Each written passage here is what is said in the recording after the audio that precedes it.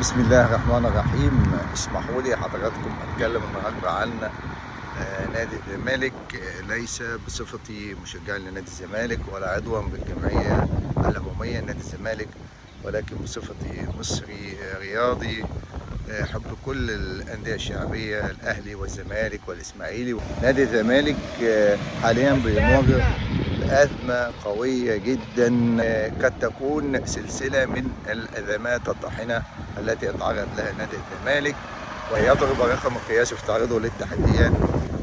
أنا بأمانة بوجه عدة رسائل مهمة جدا. الرسالة الأولى لأعضاء الجمعية العمومية نادي الزمالك، يجب في الفترة القادمة أن يتكاتفوا ويختاروا الاختيار الصح لمجلس إدارة محب وعاشق وقادر على أن يقود نادي الزمالك في الفترة القادمة. الرسالة الثانية إلى رموز نادي الزمالك الرياضية والشخصيات العامة والرجال الأعمال المخلصين المحبين لنادي الزمالك.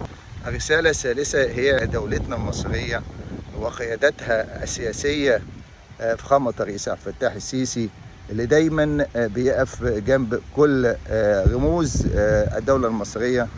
فنادي الزمالك هو ليس نادي فقط ولكن رمز للأندية المصرية، مثله مثل الأهلي، مثل كل الأندية الشعبية.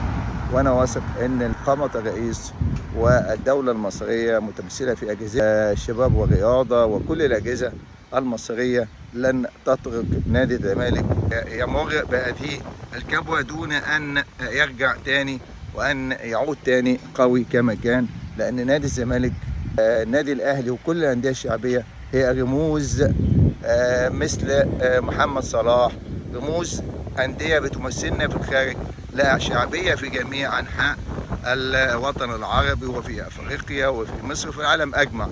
الوقوف معها هو حق لها من كل أبنائها ومن كل أعضاء جمعيتها العمومية ومن كل رموزها ومن دولتنا المصرية الحبيبة بقيادة فخامة الرئيس عبد الفتاح السيسي.